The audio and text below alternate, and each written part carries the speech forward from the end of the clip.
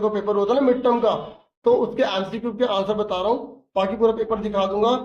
और जो मॉर्निंग वाले अपने आंसर मैच कर सकते हैं, और इवनिंग वाले जो बच्चे हैं अगर उनके पास टाइम है तो प्रैक्टिस कर सकते हैं। तो यहाँ पर बोल रहा है कि भारत की राजभाषा कौन सी है, ये कह रहा है कौन सी ऑफिशियल लैंग्वेज है इंडिया की। तो ऑफिशियल लैंग्वेज की बात कर रहा है तो हिंदी इंग्लिश दोनों का यूज किया जाता है, तो इसलिए इसका आंसर क्या आएगा, डी। ठीक है, ये ए नहीं है, डी आंसर है इसका। ठीक है, आप देखते हो कि जितने भी सारे बहुत से सर्कुलर वगैरह आते हैं हिंदी इंग्लिश दोनों में आप देखने को मिलते हैं। ठीक है, तो कौन सा है, ओनली 1 और 2। ठीक है, तो हिंदी और इंग्लिश। उसके बाद नेक्स्ट है, कह रहा है निम्नलिखित में से किस राज्य का संबंध सरदार सरोवर जल से है। तो सरदार सरोवर जो है किस नदी पे बना रहे थे, आपको पता है कि नर्मदा नदी पे, और वो किससे है, गुजरात से जुड़ा हुआ है। ठीक है, फिर ये कह रहा है आपको मैचिंग करनी है। देखो 3 लिस्ट होती है, यूनियन लिस्ट, ठीक है, स्टेट लिस्ट और कनकरेंट लिस्ट। तो यूनियन लिस्ट में करेंसी आती है, ठीक है, ट्रेड जो होता है ना वो आता है स्टेट लिस्ट में आता है, एजुकेशन और फॉरेस्ट भी स्टेट में आता है, और जो एजुकेशन होती है वो कनकरेंट में आती है। ठीक है, तो आंसर मेरा सही बताना था तो ए आंसर आ गया। ठीक है, मैंने करा हुआ यहाँ पे ए आंसर है, उसका डी था। ठीक है, उसके बाद ये कह रहा है कि आपको बताना है कि श्रीमती नीरज के राज्य में भारी मात्रा में वर्षा होती है, फिर भी उनके राज्य में जल की बहुत कमी पाई जा रही है। तो आपको बताना है कि इनमें से वो क्या करे। प्रत्येक परिवार को वर्षा जल संचयन करना चाहिए, किसी अन्य राज्य में चला जाना चाहिए, सरकार को बदल देना चाहिए। देखो सरकार बदलने से क्या होगा, सरकार बदल दोगे और वो सरकार ना करे तो फिर हमें खुद ही जो है ना उसके लिए कदम उठाने चाहिए। ठीक है, हाँ एक ऑप्शन हो सकता है कि हम सरकार बदलने की बात कर सकते हैं। ठीक है, तो तो इसको कौन सा स्टेप लेना चाहिए, आप क्या करोगे। तो अगर देखो जैसे यहाँ पर कोई बच्चा ओनली 1 करता है तो ये भी ठीक हो सकता है, और सरकार बदलने की बात है, क्योंकि अगर हम कह रहे हैं सरकार को बदल कर तो दूसरी सरकार कुछ हमारे लिए कदम उठाए। ठीक है, तो ये हम ऑफिशियल आंसर की में चेक कर लेंगे। ठीक है, लेकिन ज्यादातर इसका आंसर डी होना ही चाहिए। ठीक है, पर मेरे हिसाब से ये है कि सरकार अगर बदला और वो सरकार ना करे तो फिर क्या करे, लेकिन एक उम्मीद होती है कि नई सरकार आए तो कुछ कर दे, इसलिए मैंने इसका आंसर डी बोला। ठीक है, फिर उसके बाद यहाँ पर है कि विच रिलीजन वॉज प्रोटेक्टेड इन श्रीलंका। बताओ श्रीलंका ने किस धर्म की रक्षा करी है, तो वो है बौद्ध धर्म। फिर यह है कि मुंबई में जो फैक्ट्री कपड़े मिल की बनी थी, खुली थी, पहले 1854 में हुई थी। फिर बताना इसमें कौन सा गलत है। देखो या जो बेल्जियम है ना वो होल्डिंग टुगेदर है, जैसे भारत है ना होल्डिंग टुगेदर, ऐसे बेल्जियम भी होल्डिंग टुगेदर है। देखो 2 प्रकार के होते हैं, कमिंग टुगेदर, होल्डिंग टुगेदर। तो यहाँ पर ऑस्ट्रेलिया, यूनाइटेड स्टेट, ये सब कमिंग टुगेदर है। आपसे इसी से जुड़ा कोई और क्वेश्चन भी पूछ सकता है। फिर उसके बाद ये 8वें नंबर पर इसने बोला है कि लाइन से लगाओ, तो मैंने डेट लिख दी है, देख लो कि सबसे पहले जो हत्याकांड वो था वो हुआ था यहाँ पर। देखो हत्याकांड तो हुआ था 1919 में, महात्मा गांधी पहले 1915 में आए थे, चंपारण 1917 में हुआ था, और फिर जलियांवाला बाग हत्याकांड फिर 1928 में बादरोली में किसान सत्याग्रह हुआ था। ठीक है, तो इसको जब हम लाइन से लगाएंगे तो इसका आंसर क्या है, सी। क्या आंसर है, सी। ठीक है, उसके बाद नेक्स्ट क्वेश्चन है यहाँ पर, ये कह रहा है कि बेल्जियम में ग्रहण हो जाता, वहां पे सिविल वॉर हो जाता, तो कब हो जाता, अगर अगर डच वालों को सब कुछ मिल जाता, सेंट्रल गवर्नमेंट में सारा कुछ मिल जाता तो ऐसा हो जाता, लेकिन वह इक्वल कर दिया गया, तो इसलिए सी आंसर है। उसके बाद 10वां क्वेश्चन है, 10वें में ये कह रहा है कि आपको सही बताना है। तो सही तो यही था कि 1789 में राष्ट्रवाद की पहली स्पष्ट अभिव्यक्ति यही थी, मतलब जो लोग चाहते थे ना नेशनलिज्म आ जाए, जनता का राज आ जाए, तो वो यहीं से स्टार्ट हुआ। ठीक है, बाकी सारे यहाँ पे गलत दिया हुआ है। और ठीक है, और ये जो जिससे मैजिनी जो था वो इटली के लिए था, ना कि ब्रिटेन से। ठीक है ना, इस तरीके से। और ये 1947 तो भारत की आजादी का दिन लिख दिया इसने इतना पास में, तो ये गलत है। और ये कह रहे यूरोप का मुख्यालय का हेड ऑफिस, अगर आपने पढ़ा होगा चैप्टर में पॉलिटिकल के, तो ब्रूसलेस है। ठीक है, फिर भारत में शुद्ध वन प्रबंधन का आरंभ सबसे पहले किस राज्य ने शुरू करा, उड़ीसा ने स्टार्ट करा था।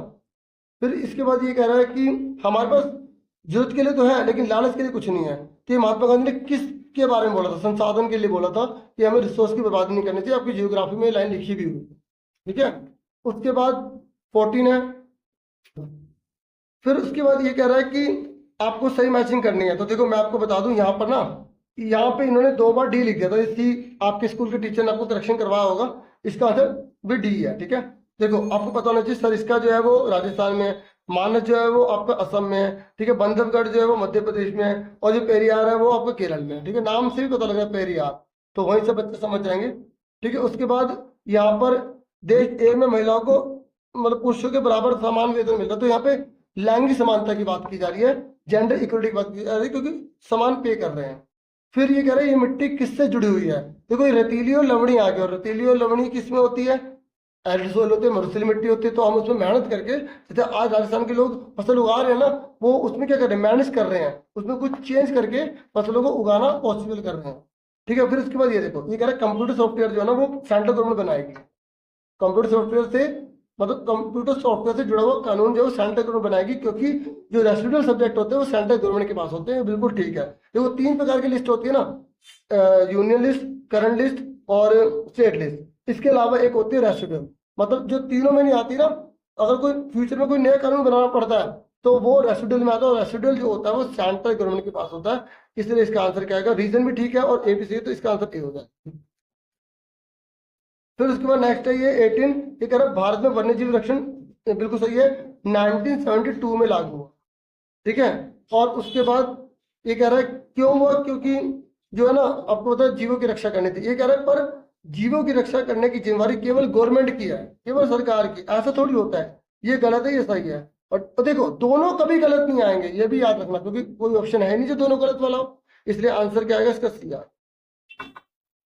ठीक है, उसके बाद नेक्स्ट क्वेश्चन है यहाँ पर, ये कह रहा है 1000 जीवित बच्चों में जो 1 साल से कम उम्र के बच्चे तो मर जाते हैं, उससे शिशु मृत्यु दर क्या आता है। मतलब जो 1000 में जो चाइल्ड बोर्न हुए हैं 1 साल से छोटे हैं, अगर वो मर जाते हैं तो इन्फेंट मोर्टेलिटी रेट कहते हैं। बिल्कुल ट्रू है। ठीक है, लिटरेसी रेट का मतलब होता है 7 साल या उससे अधिक एज के कितने बच्चे जो पढ़े लिखे हैं, तो बिल्कुल ये भी ठीक है 7 साल से। लेकिन ये जो रीजन है ना बच्चे मरने का, वो ये नहीं है, तो दोनों ट्रू है लेकिन रीजन गलत है।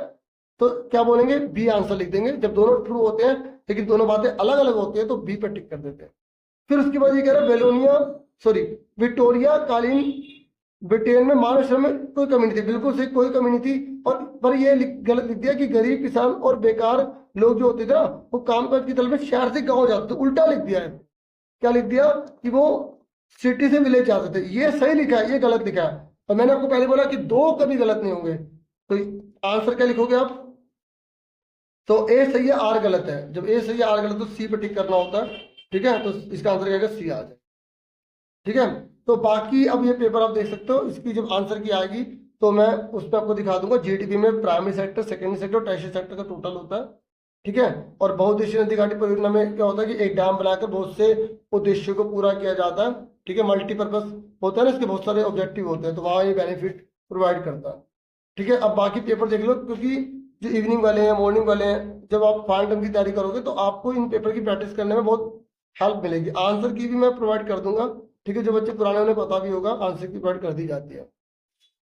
ठीक है, अभी बाकी का पेपर देख लो, और आप सबको ऑल द बेस्ट आगे के जो भी पेपर्स वगैरह है उसके लिए।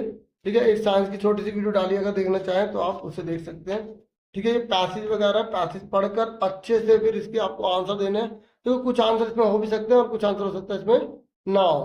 ठीक है, क्योंकि जिसने चैप्टर पढ़ा होगा डीपली वही इसको अच्छे से प्रेजेंट कर पाएगा, बता पाएगा। ठीक है,